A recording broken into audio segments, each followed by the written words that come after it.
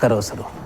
देखो आज हम भारतीय जनगणना, ठीक है योगेंद्र, भारत की जनगणना इंडियन ज्योग्राफी का टॉपिक है, अच्छा टॉपिक है भारतीय। शायद ही है ऐसा कोई पेपर हो जिसमें जनगणना के ऊपर क्वेश्चंस नहीं आते। बड़ा प्यारा टॉपिक है इंडियन ज्योग्राफी का। कौन सा टॉपिक? जनगणना। और वो जनगणना भी सचिन कौन सी है? 2011 की जनगणना, क्योंकि कोविड के कारण 2021 में जनगणना हुई नहीं। तो आप लिखिए जनगणना 2011, जनगणना 2011। हर 10 वर्ष में जनगणना होती है, लेकिन अब की बार 2021 में कोविड के कारण जनगणना नहीं हो पाई। इसी कारण फिलहाल जनगणना के जो आंकड़े हैं वो कौन सी जनगणना के हैं? 2011 के। ओके, इतनी बात सभी की। चलिए तो अब आरती देखिएगा, ये जो जनगणना 2011 की है, ये जनगणना किस सूची का विषय है? एक होती है जनसंख्या। जनसंख्या की काउंटिंग करना, जनसंख्या की गिनती करना ही क्या कहलाता है? जनगणना। लेकिन जनसंख्या किस सूची का विषय है और जनगणना किस सूची का विषय है? ये पॉलिटिकल में अलग अलग हैं। सबसे पहले लिखिएगा जनगणना। क्या रे? जनगणना संघ सूची का विषय है। कौन सी सूची का विषय है बेटा? संघ सूची का विषय है। संघ सूची का विषय है। तो अब यहां पर क्वेश्चन बना, जनगणना का उल्लेख कौन सी अनुसूची में है? अनुज, जनगणना का उल्लेख कौन सी अनुसूची में है? सूची तो कौन सी है? संघ। लेकिन अनुसूची कौन सी है? अनुसूची 7वीं अनुसूची है कि नहीं? अरे हमारे संविधान में कुल बजरंग कितनी अनुसूचियां हैं? 12 अनुसूचियों में से 7वीं अनुसूची ऐसी है जिसमें समस्त प्रशासनिक कार्यों का विभाजन 3 सूचियों में कर दिया, संघ सूची, राज्य सूची और समवर्ती। तो जनगणना है ये 7वीं अनुसूची में वर्णित है, साथ में संघ सूची का विषय। उसके बाद में लिखेंगे जनसंख्या। अब की बार सचिन क्या है? जनसंख्या। एक शब्द है जनगणना, एक शब्द है जनसंख्या। जनसंख्या की सूची का विषय है। लिखो जनसंख्या समवर्ती सूची का विषय। कौन सी सूची का विषय है रेणु? समवर्ती सूची का विषय क्या है? बोलो, जनसंख्या। जबकि संघ सूची का विषय है जनगणना। बताओ हमें एक बार सभी बच्चे, समवर्ती सूची संविधान में किस देश से ग्रहण की गई? ऑस्ट्रेलिया के संविधान से। और सर्वप्रथम ये 3 सूचियां हमारे संविधान में बनाई कब गई? बजरंग इतना कलड़ा ना देख, तू आंसर बता। सर्वप्रथम हमारे देश में भारत शासन अधिनियम 1935 में 2 सूचियां बनी थी, टीना, संघ सूची और राज्य। ओके, इतनी बात। आगे लिखोगे इसी में ही चलते हुए जनगणना अधिनियम। जनगणना अधिनियम, जनगणना से संबंधित हमारे देश में एक एक्ट पारित हुआ, एक अधिनियम पारित हुआ दिव्या। और जनगणना अधिनियम कब पारित हुआ? 1948 ईस्वी। बस ये वन लाइनर क्वेश्चन हैं कि जनगणना अधिनियम भारत में कब पारित हुआ था? 1948 में। उसके बाद अब बनेगा जनगणना विभाग। लिखो जनगणना विभाग। जनगणना विभाग की स्थापना बोलो कब हुई थी? 1961। जनगणना अधिनियम 1948।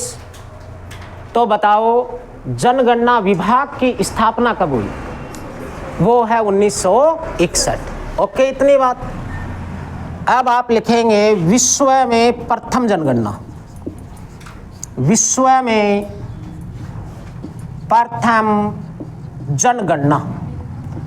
बताओ हमें विश्व में सर्वप्रथम जनगणना कब और किस देश में हुई?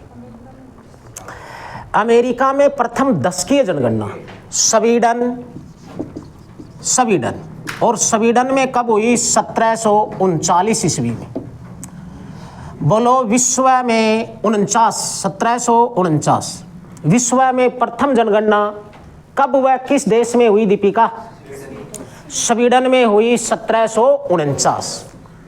लेकिन प्रिया स्वीडन किस महाद्वीप का देश है? अरे पीछे लड़के, स्वीडन किस महाद्वीप का देश है सचिन? स्वीडन यूरोप महाद्वीप का देश है। आगे लिखोगे आप इसी में ही, लिखिए विश्व में प्रथम दशकीय जनगणना। कौन सी जनगणना है अब की बार? विश्व में प्रथम दशकीय जनगणना। दशकीय जनगणना का मतलब संगम ये है, जनगणना है वो 10 वर्ष के उपरांत होती है, 10 वर्ष में।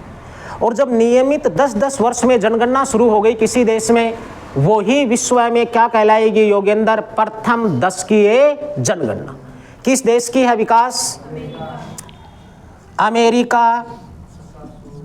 कब? 1790 ईस्वी। 1790 ईस्वी में विश्व में प्रथम दशकीय जनगणना है। कौन से देश की है बोलो? अमेरिका की। लेकिन विश्व में प्रथम जनगणना 1749। कौन सा देश है अभिषेक? स्वीडन। ये अमेरिका जो दिख रहा है किस महाद्वीप का देश है? उत्तरी अमेरिका का। आगे लिखो इसी में ही चलते हुए, भारत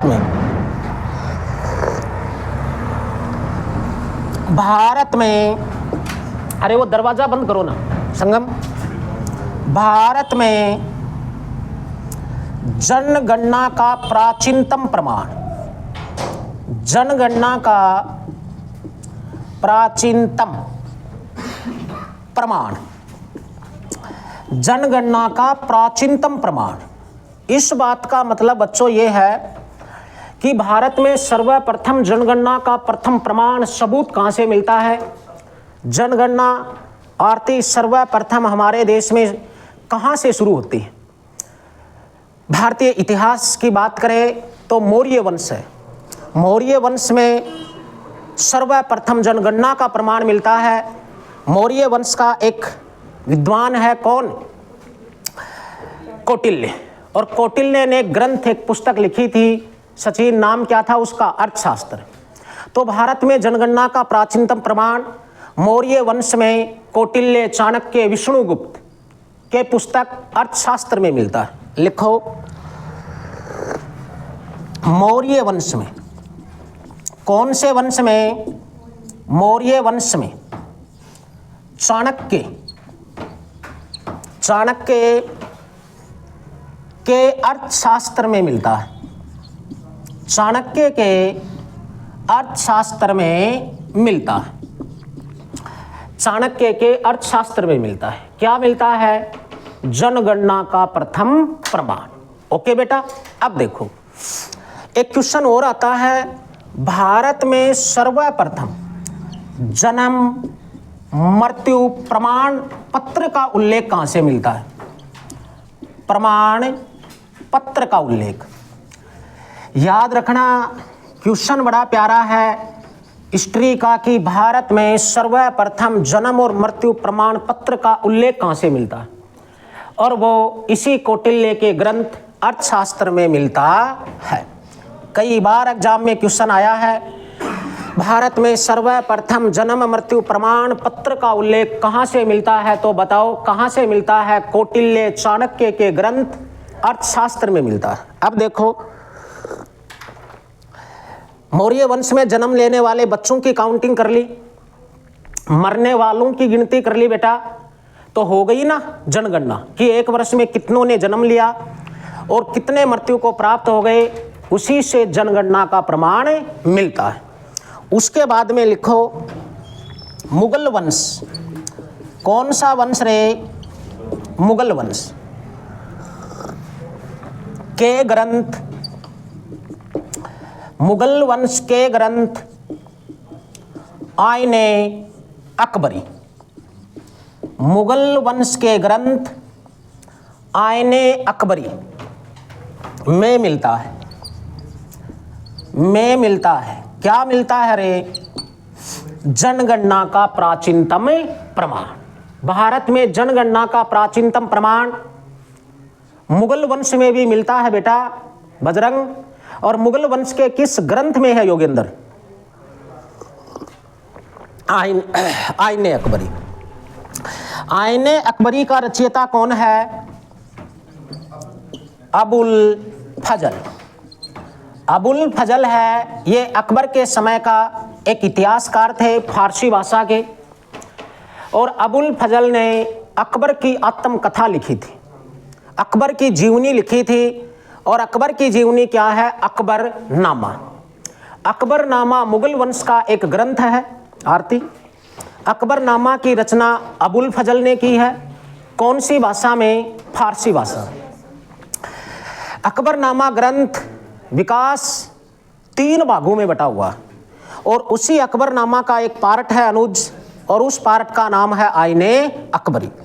तो आईने अकबरी में भी हमें जनगणना का प्राचीनतम प्रमाण भारत में मिलता है।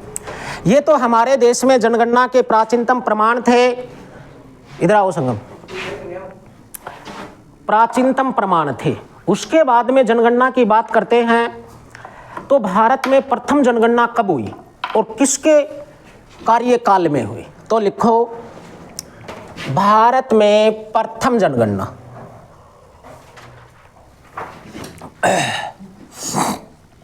भारत में प्रथम जनगणना बताओ, भारत में सर्वप्रथम जनगणना भारतीय कब हुई? 1872 ईस्वी में। और इस समय गवर्नर जनरल कौन थे? Lord Mayo. कौन थे भाई? Lord Mayo. 1872 ईस्वी में ईस्ट इंडिया कंपनी में गवर्नर जनरल थे लॉर्ड मेयो। और लॉर्ड मेयो ने भारत में प्रथम जनगणना करवाई। कब करवाई? 1872। उसके बाद में लिखेंगे भारत में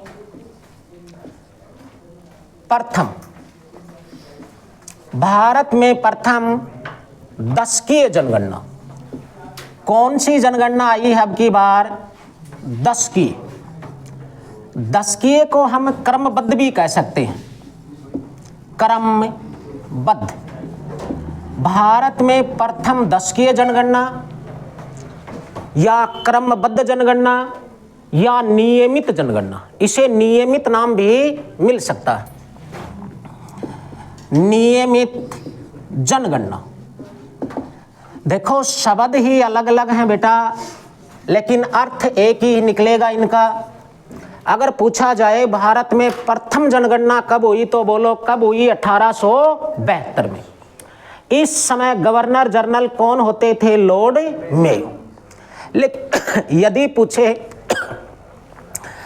भारत में प्रथम दशकीय जनगणना, इसी का अर्थ है क्रमबद्ध जनगणना, इसी का अर्थ है नियमित जनगणना। और वो कब हुई है बोलो? 1881 लॉर्ड रिपन।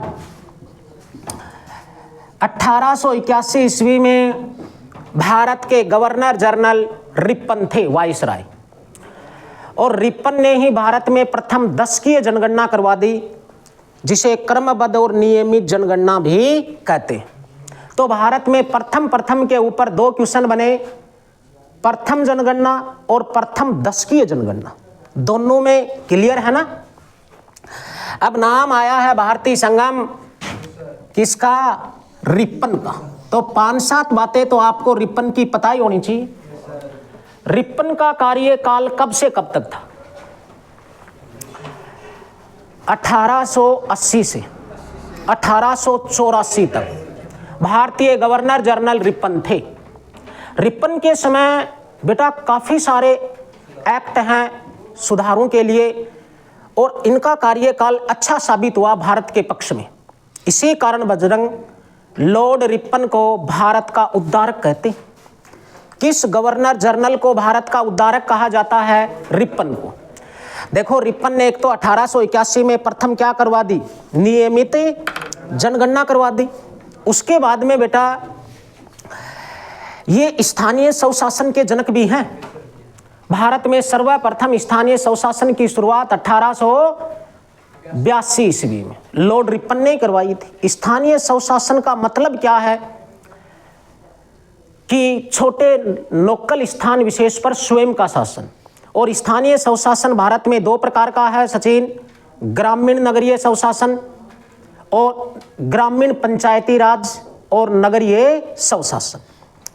ओके, इतनी बात। उसके बाद में बात करते हैं रिपन की, तो वर्नाकुलर प्रेस एक्ट पास किया था इसने 1882 में, जिसका मतलब यह था भारतीय न्यायाधीशों को भी ब्रिटिश न्यायाधीशों के समान अधिकार प्रदान करना।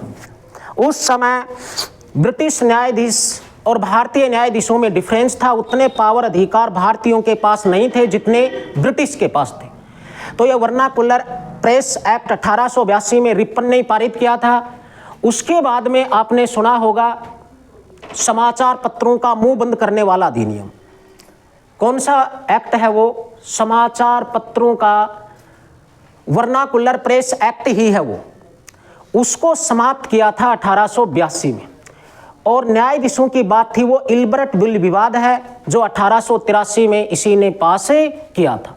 इन्हीं कुछ क्वेश्चंस के कारण भारतीय उद्धारक कहलाता है कौन? Lord Ripon. अब देखो बेटा क्वेश्चन ये है, भारत में प्रथम जनसंख्या नीति कब बनी? लिखो प्रथम जनसंख्या नीति। प्रथम जनसंख्या नीति भारत सरकार ने प्रथम जनसंख्या नीति कब बनाई? 1952 ईस्वी। उसके बाद में है नई जनसंख्या नीति। अब की बार है नई जनसंख्या नीति 15 फरवरी 2000 ईस्वी में। 15 फरवरी 2000 ईस्वी में नई जनसंख्या नीति लागू हुई। लेकिन प्रथम जनसंख्या नीति कब लागू हुई है? 15 फरवरी 2000 ईस्वी। ये कुछ क्वेश्चंस प्रारंभ में भारतीय जनगणना के थे। अब बात करते हैं विशेष तौर पर वर्तमान 2011 की जनगणना। इस पर कैसे कैसे क्वेश्चंस हमारे एग्जाम लायक होते हैं।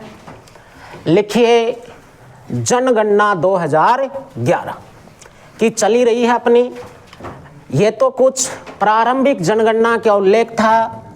और अब आते हैं किसके ऊपर? 2011 ईस्वी की जनगणना पर। 2011 की जनगणना है, ये क्रम की दृष्टि से भारत की कौन सी जनगणना है? स्वतंत्रता के बाद कौन सी जनगणना है? 21वीं शताब्दी की कौन सी जनगणना है? और जातिगत आधारित कौन सी जनगणना है? ये ऐसे दो चार क्वेश्चंस हैं। सबसे पहले लिखोगे यह क्रम की दृष्टि से। किसकी दृष्टि से रे? क्रम। यह क्रम की दृष्टि से कौन सी जनगणना है? 15वीं जनगणना है। यह क्रम की दृष्टि से 15वीं जनगणना है। उसके बाद में लिखोगे स्वतंत्रता के बाद। किसके बाद रे? स्वतंत्रता के बाद कौन सी जनगणना है? 7वीं जनगणना है। स्वतंत्रता के बाद 7वीं जनगणना है। वैसे भारत की कौन सी जनगणना है? ये 15वीं। लिखो 21वीं शताब्दी की। कौन सी शताब्दी की? 21वीं शताब्दी की दूसरी जनगणना है। 21वीं शताब्दी में एक हुई 2001 में, एक हुई 2011 में। लिखो यह जातिगत आधारित यह जातिगत आधारित कौन सी जनगणना है? दूसरी जनगणना है। यह जातिगत आधारित दूसरी जनगणना है।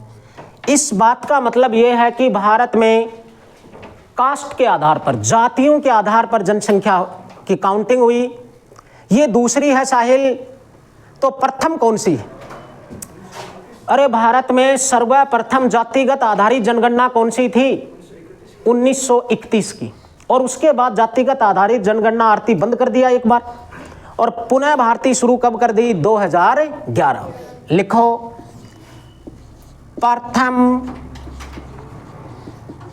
जातिगत आधारित, प्रथम जातिगत आधारित जनगणना 1931। प्रथम जातिगत आधारित जनगणना 1931 में हुई। अब देखो बेटा, 2011 की जनगणना है, ये कितने चरणों में संपन्न हुई? 2 चरणों में संपन्न हुई। इसके अंतिम आंकड़े कब प्राप्त हुए? उसके बाद में संशोधित आंकड़े कब जारी किए गए? तो लिखिए, सबसे पहले 2011 की जनगणना, कौन सी जनगणना रे? 2011 की जनगणना 2 चरणों में संपन्न हुई। 2 चरणों में संपन्न हुई। कितने चरणों में संपन्न हुई? 2 में। अब वो 2 चरण कब से कब हैं? लिखो, प्रथम चरण। प्रथम चरण कब से कब चला संगम? प्रथम चरण है अप्रैल से सितंबर। अप्रैल से सितंबर 2010। अप्रैल से सितंबर 2010 ईस्वी में 2011 की जनगणना का प्रथम चरण संपन्न हुआ। ओके बेटा। दूसरा चरण लिखो। दूसरा चरण कब से कब तक था? दूसरा चरण लिखो 9 फरवरी। कौन सी फरवरी? 9 फरवरी से 28 फरवरी। 9 फरवरी से 28 फरवरी 2011। इस आधार पर वर्तमान 2011 की जनगणना 2 चरणों में संपन्न हुई। प्रथम चरण अप्रैल टू सितंबर, लेकिन 2010। दूसरा चरण जो है इसका 9 फरवरी से 28 फरवरी 2011। लिखो, 2011 की जनगणना के अंतिम आंकड़े, 2011 की जनगणना के अंतिम आंकड़े कब प्रस्तुत हुए थे? 2011 की जनगणना के अंतिम आंकड़े 31 मार्च 2011 को जारी हुए। 31 मार्च 2011 को जारी हुए। कब जारी हुए दिव्या? 31 मार्च 2011। लिखो, संशोधित आंकड़े। संशोधित आंकड़े। कुछ त्रुटियां रह गई थी पहली बार में, इसीलिए मामूली संशोधन करके पुनः संशोधित आंकड़े जारी हुए, और वो हैं अप्रैल 2013। अप्रैल 2013 में 2011 की जनगणना के योगेंद्र संशोधित आंकड़े जारी हुए थे। ओके, इतनी बार। आगे लिखो इसी में ही, शुभंकर। क्या है रे? शुभंकर। शुभंकर से हम मान सकते हैं प्रतीक 2011 की जनगणना का। अच्छा क्वेश्चन है, 2011 की जनगणना का शुभंकर क्या था? क्या था भारती?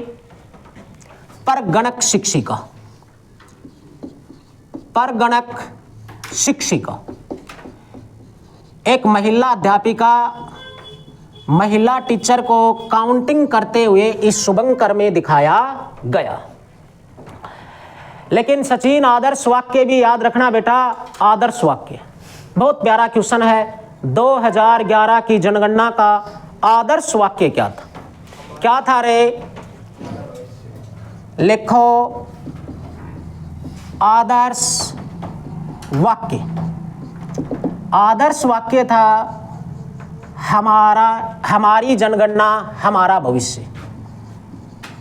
हमारी जनगणना हमारा भविष्य। हमारी जनगणना हमारा भविष्य 2011 की जनगणना का क्या है? आदर्श वाक्य। अभी आपने लिखा थी एक बात कि भारत में जनसंख्या अधिनियम पारित कब हुआ? जनसंख्या अधिनियम 1948 लिखा ना, जनगणना अधिनियम। लेकिन जनगणना विभाग की स्थापना कब हुई? 1961 में। तो जनगणना करने की जिम्मेदारी जनगणना विभाग की है। क्वेश्चन ऐसे भी हो सकता है, भारत में कौन सा मंत्रालय जनगणना का काम करवाता है? अरे वर्तमान भारत में 55 मंत्रालय हैं प्रोटोकॉल के अनुसार। अब 55 मंत्रालयों में से किस मंत्रालय के पास जनगणना करने का अधिकार दिया गया? ऊर्जा मंत्रालय के पास है क्या? विदेश मंत्रालय के पास है? तो रेल मंत्रालय के पास कर दे क्या? ये गृह मंत्रालय के अधीन है। हमारा जनगणना विभाग जो है वो गृह मंत्रालय के अधीन है। जनगणना कराने की जिम्मेदारी गृह मंत्रालय की है। लिखो जनगणना गृह मंत्रालय के अधीन है। जनगणना गृह मंत्रालय के अधीन है, के अधीन है। लेकिन एक क्वेश्चन ऐसा ही और बनता है, जैसे ये क्वेश्चन है जनगणना किस विभाग की जिम्मेदारी है, ऐसा कुछ घुमा फिरा के पूछे तो क्या बताना है? गृह मंत्रालय। लेकिन इसी में बात करते हैं, नागरिकता भी गृह मंत्रालय के अधीन है। कई बार क्वेश्चन आया है नागरिकता किस मंत्रालय का अंग है, तो वो भी है गृह मंत्रालय का। देखो जनगणना विभाग की बात चली थी। जनगणना विभाग का अध्यक्ष है वो महापंजीयक जनगणना आयुक्त कहलाता है। समझ रहे हो मेरी बात? वो जो जनगणना विभाग बना 1961 में, उसका अध्यक्ष क्या कहलाता है? महापंजीयक जनगणना आयुक्त। 2011 की जनगणना हुई तब किस जनगणना आयुक्त के नियंत्रण में हुई थी? अर्थात जनगणना के अंतिम आंकड़े किस आयुक्त ने पारित किए थे? और वर्तमान भारत का महापंजीयक जनगणना आयुक्त कौन है? लिखो दोनों क्वेश्चन। 2011 की जनगणना 2011 की जनगणना के आंकड़े जनगणना आयुक्त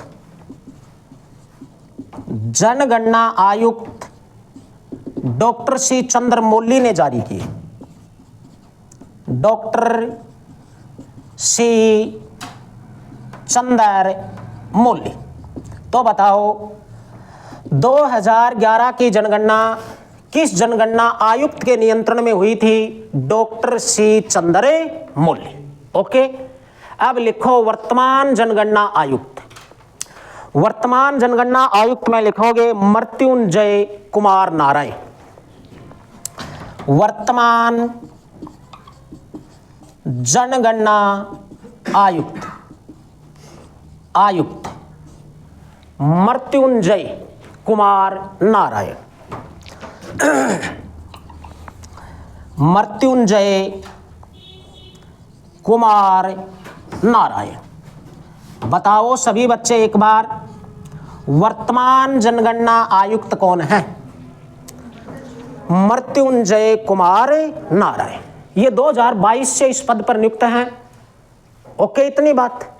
आगे लिखो। तो देखिए हमने ये पढ़ा, इसमें 2011 की जनगणना के ये वर्तमान कुछ क्वेश्चंस, सभी वन लाइनर क्वेश्चन हैं। इनमें कोई समझने और समझाने वाली बात नहीं है, आपको रटना ही पड़ेगा। जैसे 2011 की जनगणना क्रम की दृष्टि से कौन सी जनगणना है? 15वीं। स्वतंत्रता के बाद कौन सी है? 7वीं। 21वीं शताब्दी की कौन सी है? दूसरी। जातिगत आधारित कौन सी है? दूसरी। तो प्रथम जातिगत आधारित जनगणना कौन सी थी? 1931 की। ओके, इतनी बात। उसके बाद में है 2011 की जनगणना कितने चरणों में संपन्न हुई? 2 में। और 2 चरण आपके सामने हैं, अप्रैल टू सितंबर 2010, 9 फरवरी से 28 फरवरी 2011। 2011 की जनगणना के अंतिम आंकड़े 31 मार्च 2011, लेकिन उसके बाद में संशोधित आंकड़े अप्रैल 2013। ओके, इतनी बात। उसके बाद में बेटा 2011 की जनगणना के अंतिम आंकड़े किस आयुक्त ने जारी किए थे? Doctor C Chandramouli. लेकिन वर्तमान जनगणना आयुक्त कौन है? मृत्युंजय कुमार नारायण। फिर हमने पढ़ा 2011 की जनगणना का शुभंकर क्या है? परगणक शिक्षिका। लेकिन 2011 की जनगणना का आदर्श वाक्य क्या है? हमारी जनगणना हमारा भविष्य। फिर एक अच्छा सा क्वेश्चन है, जनगणना किस मंत्रालय के अधीन आती है? गृह मंत्रालय। वैसे काफी विभाग हैं गृह मंत्रालय में, लेकिन आपकी रेंज में एग्जाम लाइक दूसरा याद रख लेना, नागरिकता। नागरिकता और जनगणना 2 गृह मंत्रालय के अधीन काम करते हैं। और अब आप लिखेंगे इसी में ही जनगणना, जनसंख्या वितरण।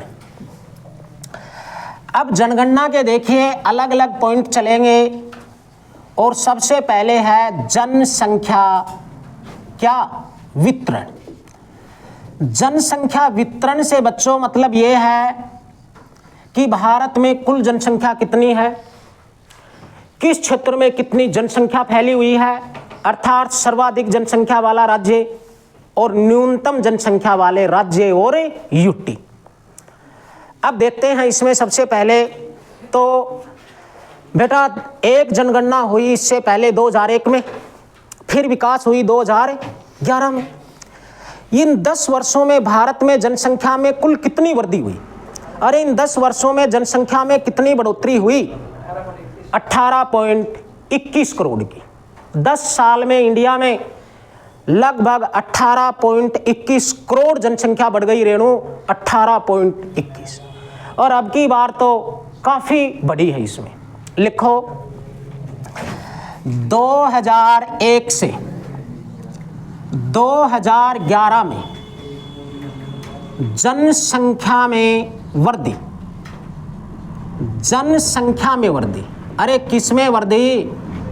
जनसंख्या में वृद्धि 18.21 करोड़। 2001 से 2011 में जनसंख्या में कितनी वृद्धि हुई? 18.21 करोड़। ओके बेटा, आगे लिखो 2011 के अनुसार, 2011 के अनुसार कुल जनसंख्या। अरे किसके अनुसार?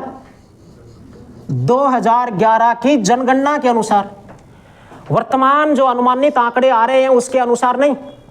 2011 में कितनी जनसंख्या थी? और वो है शाबाश 121.08 करोड़। 121.08 करोड़ 2011 में भारत की कुल जनसंख्या थी। ओके, अब देखो विश्व जनसंख्या का कितना प्रतिशत भाग भारत में निवास करता है? 17.5। लिखो विश्व जनसंख्या का, विश्व जनसंख्या का 17.5% भाग भारत में निवास करता है। भारत में निवास करता है। अगर विश्व में 100 व्यक्ति है ना, उसका 17.5% भारत में निवास करते हैं। जबकि विश्व क्षेत्रफल का कितना हिस्सा योगेंद्र भारत के पास है? 2.41 याद रखना। विश्व क्षेत्रफल का, किसका रे, विश्व क्षेत्रफल का 2.41% हिस्सा भारत में है। अरे लगभग आप इसे 2.5% मान सकते हो ना, 2.5। और जनसंख्या कितनी है, 17.5। हमारे देश में क्षेत्रफल विश्व तुलना में कम है, जबकि जनसंख्या अधिक है। संसाधनों पर जनसंख्या का दबाव है अभिषेक, जनसंख्या का दबाव। इस बात का मतलब यह है संसाधन तो कम है और जनसंख्या है अधिक, इसी कारण यह बेरोजगारी है।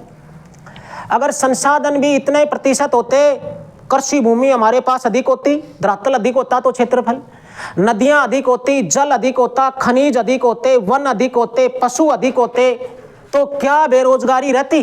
नहीं, किसी न किसी क्षेत्र में रोजगार मिल ही जाता। तो आज बेरोजगारी का बड़ा कारण क्या है? जनसंख्या की तुलना में संसाधनों की कमी, और वो आपको दिखाई दे रही है। विश्व क्षेत्रफल 2.41%, जबकि जनसंख्या कितनी है, 17.5%। हाल ही 2023 में WHO ने और फिर UNO की ओर से भारत की जनसंख्या के आंकड़े प्रस्तुत किए गए, और उन आंकड़ों के अनुसार क्वेश्चन की भाषा देखो हो, 2011 के अनुसार कुल जनसंख्या कितनी है, या ऑप्शन ही 121.08 करोड़ का हो, और एक वो पूछ ले हाल ही में भारत की जनसंख्या कितनी है। UNO ने हाल ही में भारत की अनुमानित जनसंख्या की कितनी रिपोर्ट जारी की है, ये कुछ अलग क्वेश्चन आ रहा है। वो कितनी है, क्या है, लिखो। हाल ही में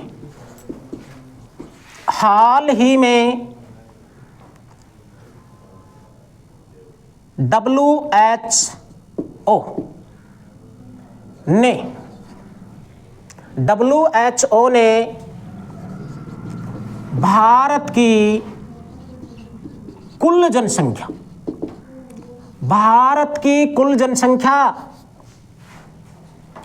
142.76 करोड़, 142.76 करोड़, लगभग में हम 143 करोड़ कह सकते हैं ना अनुज।